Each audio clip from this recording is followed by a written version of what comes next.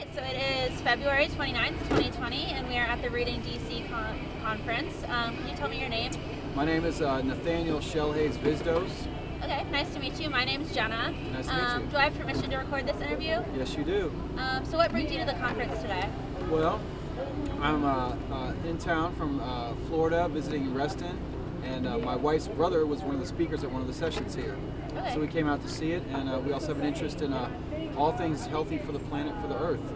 Yeah, so can you talk a bit about your experience growing up in the area? Okay, so I grew up in Reston, Virginia. I moved to Reston in 1976, and I basically got to come into DC regularly to the Smithsonian.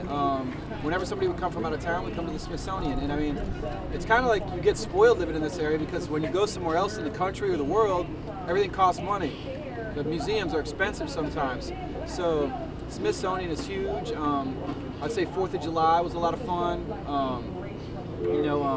Hanging out there by the Lincoln Memorial, the quote-unquote smoking for so many years, and now that's come full circle where the laws have changed here in Washington D.C. So with cannabis.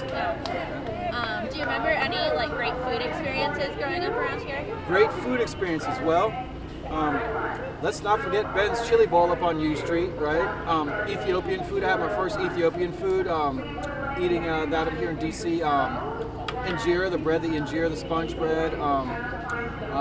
There was a great sushi place in Falls Church where I first had sushi. Food trucks, of course. As cheesy as it sounds, getting egg rolls at the food trucks when I was a kid. Ooh, egg rolls at the food trucks. Wow, Yeah. Going to the fish market for the first time, that was kind of fun. I've never been there that many times, but the fish market was fun. Yeah, so when did you leave the area? I pretty much lived around here my whole life. I moved to Fredericksburg in 2001, and then I come back to DC regularly, and I moved to Florida about 6 months ago, and trying to decide where to set up permanently, love the area, love Reston, Virginia. It's my hometown, so DC, I'd like to get involved more with DC, the art scene. I'm an artist, so. Oh, cool. Yep. And what does food justice look like to you in the DC area?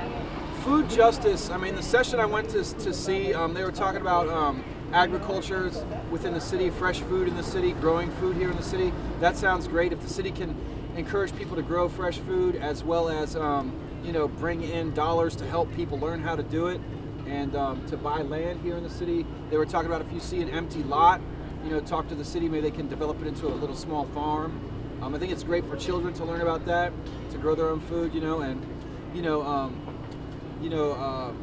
I guess, if they could somehow incorporate music events. I know a lot of people have been involved with music in DC. I came to see bands in DC starting at the age of 14, DC hardcore. So if they can involve DC hardcore or other music, go-go music. Let's talk about go-go. Sardines and pork and beans. So I probably just blew the mic, but sardines and pork and beans, junkyard band. Yeah. But yeah, music, food, teach the kids how to grow their own food. Be beautiful. Yeah, that's awesome. Keep the chemicals out, keep the fresh food in, Yeah. Great. Do you have anything else you want to share with us today? Live from DC, this is Saturday night. Just kidding. No, that's it. Thank you. All right, thank you so much. Right. That was great.